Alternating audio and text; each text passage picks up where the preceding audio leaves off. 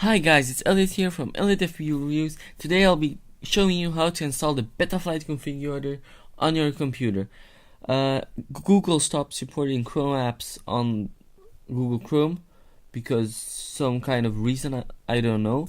So you'll have to install Betaflight as a standalone app on your computer, and that's what I'll be showing you today. So please like and subscribe and leave a comment down below. It helps me a lot. And also click the little bell so you get a notification every time I upload a new video. So let's get into it.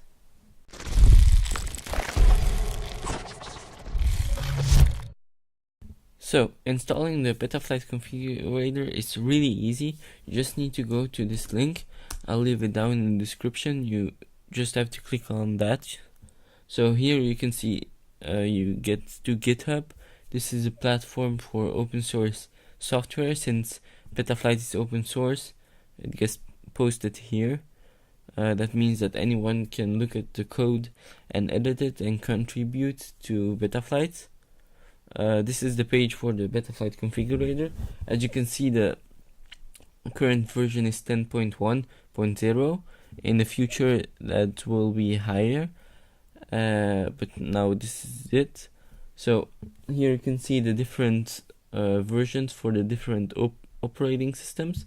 I use macOS, so I'll click on this one and it will install. And here, this is the Betaflight configurator DMG. Just need to open this and then drag the Betaflight configurator app into applications.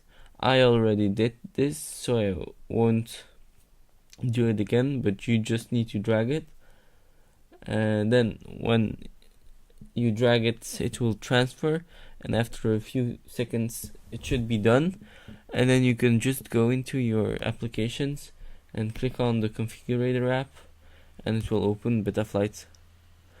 So yeah, I hope this was helpful, and please like and subscribe, and if you have any questions, be sure to leave a comment down below.